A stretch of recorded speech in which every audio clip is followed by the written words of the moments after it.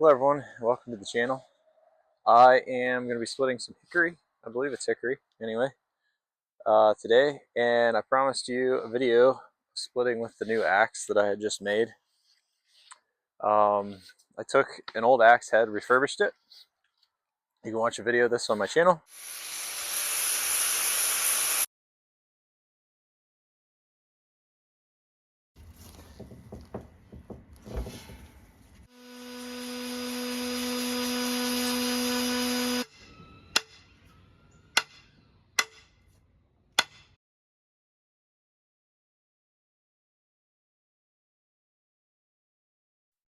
I bought a handle at Lowe's and trimmed it to fit this head, put the wedge in with wood glue, and put a little bit of stain on it to give it some darker color. It was like a real white or a real yellow wood. So let's give it a shot here. This is the first time that I've split with it. This is actually the first swing that I'll ever take with it, that I will ever have taken with it. Hickory I think is pretty easy to split, so we'll see how this works out. Turns out hickory is not easy to split. Here you go. One thing I think it's going to be different than my splitting maul that I'm used to is that this is going to stick in the wood a lot easier because it's real thin. But that did just split the log, so that should be through it.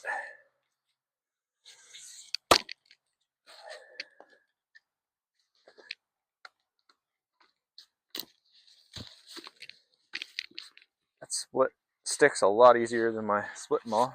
So I'm going to have to give it some more power to blow through it. It doesn't stick.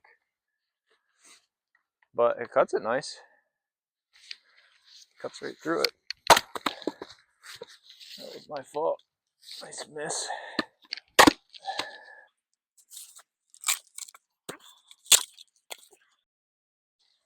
I need to make a new splitting log. This is a piece of maple. You would have seen me do that last winter. Cut that maple tree up.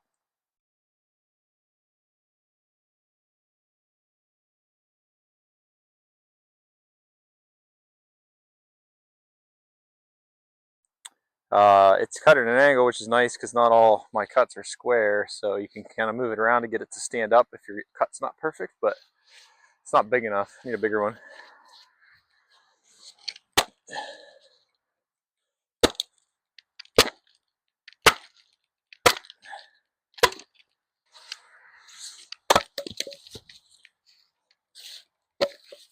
Cut's nice. Definitely feels a lot different. I'm not as accurate yet with this as I am with my maul. They say your accuracy is less with a curved handle. Like a straight handle is more accuracy. I think I can feel that. Definitely feels different. But I think the curve's nice because you get a fulcrum at the end of your swing.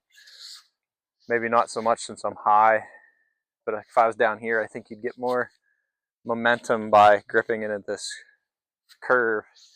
Kind of accelerates the speed at the end.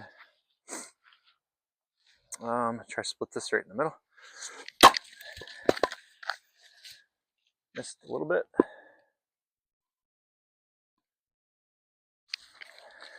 Right in the middle. Off a little bit. Definitely gonna have to dial in my swing for this thing. Definitely feels a little different, but I like it and it works. That's a plus. A heck of a lot lighter, so I noticed I have to swing a little harder. That maul, you kind of just, it's heavy enough. With this thing, it's lighter, you gotta swing a little harder. Like right there, that would have blown right through with the maul. Instead, this thing sticks. Might try to, yeah. All right, what's the trick? How do you get these stuck axes out of logs?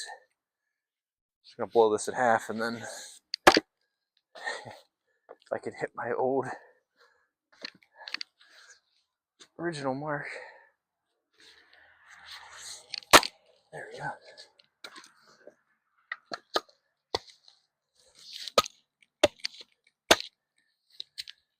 Let's see. In this video, we're gonna take these logs and fill our firewood rack. This tree's been dead a while, even though and cut into logs for a while, even though it's not been split. It should be fairly dry.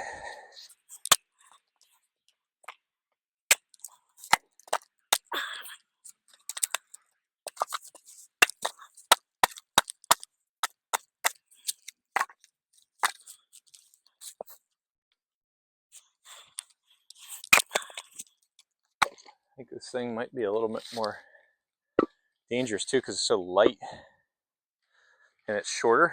So as it comes through, you make sure your legs are, apart so you don't get hit. Hopefully this microphone sounds all right. All right, this is a little bit bigger one. Let's give it the business.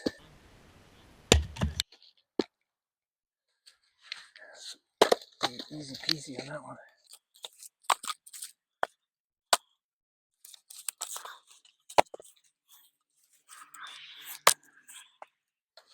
Every time I get overconfident that it's going to blow through, it sticks. You need to just give it the business every time.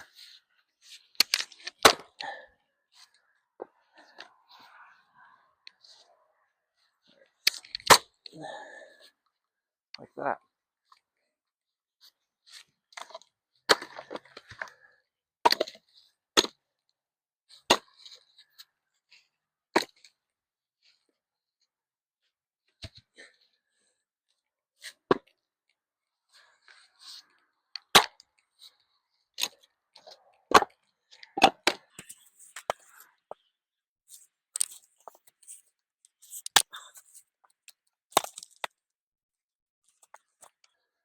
Little knot at the bottom of this one.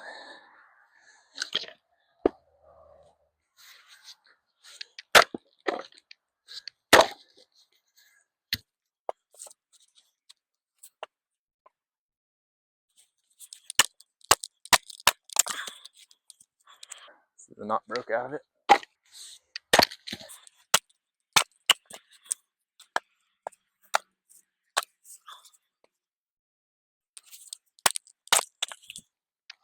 Hit it a little harder. How many logs we got? 1, 2, 3,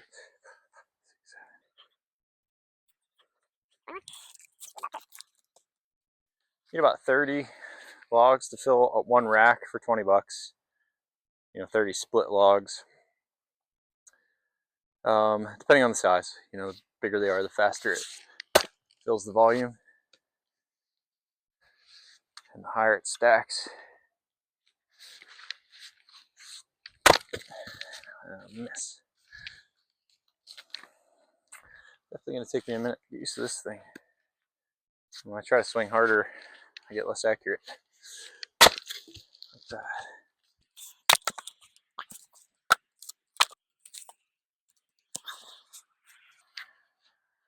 This thing's so light. The maul kind of wears you out. This thing, you could swing this thing all day.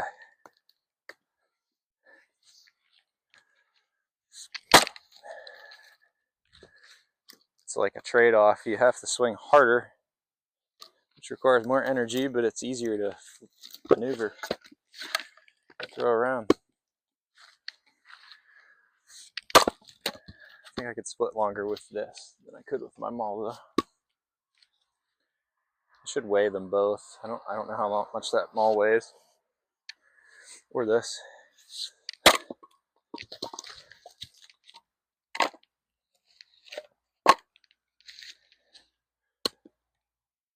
Get 2 logs out of this one.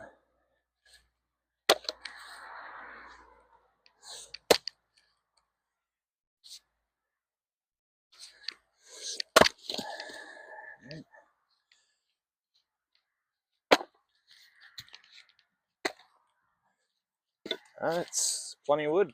I don't need to split this one. It's sharp.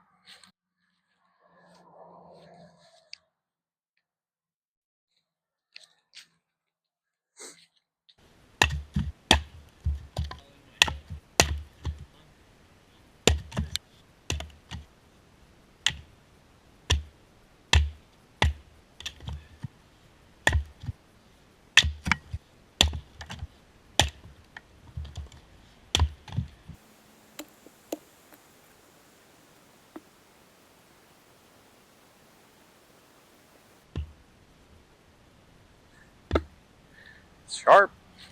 Just got off work. It's a new day. Ran out of time last night. Had to pick up my son from basketball after school. So I didn't get time to load the firewood rack with that hickory that I split, but this is the pile that I split in the video that you saw a minute ago, but it was actually yesterday. So I'm gonna take it up to the stand. Need about 30 pieces, give or take.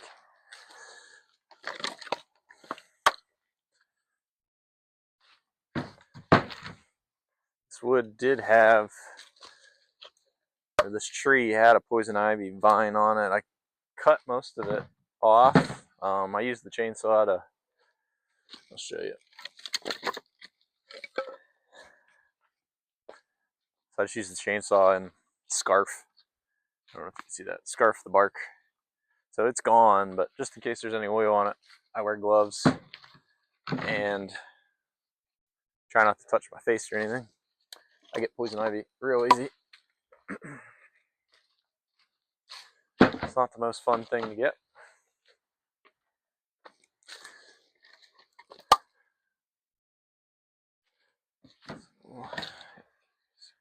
Nine, 12, 15.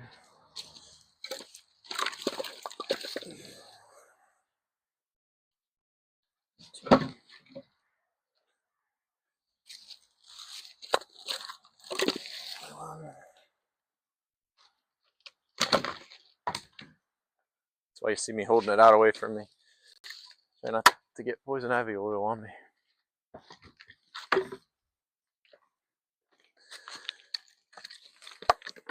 I don't think there would be any on it. There's another piece I've scarfed.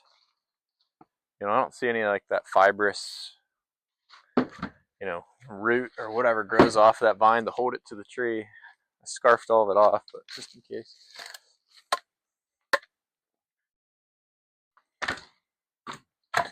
Which makes you wonder, I think most of the like pre-packaged firewood you buy in like a gas station or a store doesn't really have bark on it, so probably low risk to get poison ivy. But I'd say when you're buying firewood in general, you're probably getting exposed to it.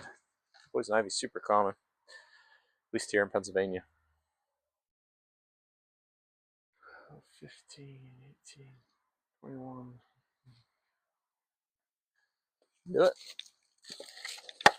Crazy that one. So like, you see this pile, it's a big pile.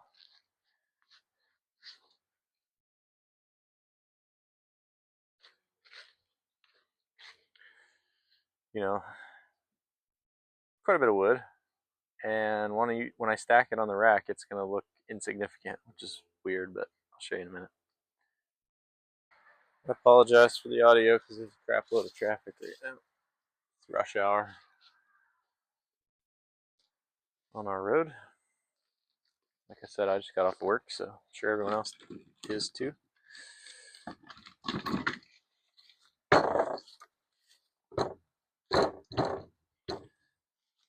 It's a little time consuming stacking it this log cabin way. Try to keep the stack stable. But I think it gives it the best opportunity to dry.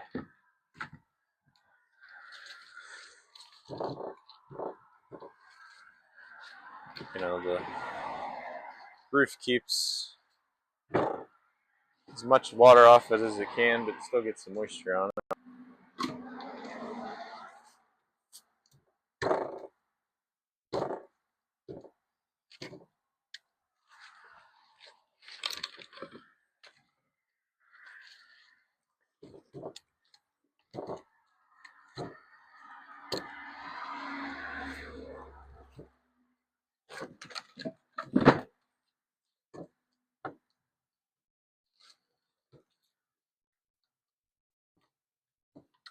That'll fit.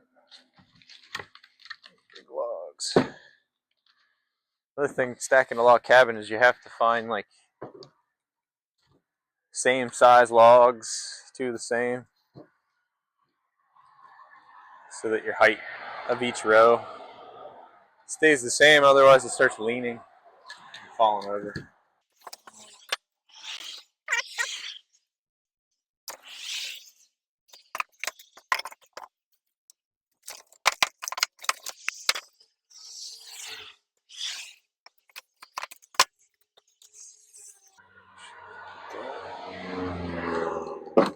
Subaru.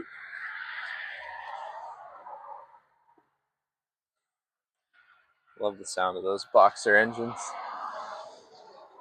If everything works out like I want it to in the next week, you'll see an addition on the channel. New project, kind of a winter project slash winter commuter. There's another Subaru. It was a WRX. So you'll see that on the channel, which is pretty exciting. I'm really excited about it. It's going to fulfill a childhood dream that I've always had. So hopefully you'll see that on the channel next week.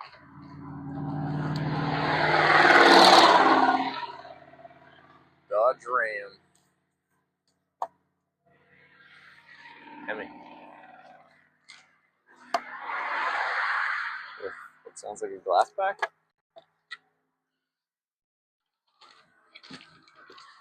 Every kid's dream.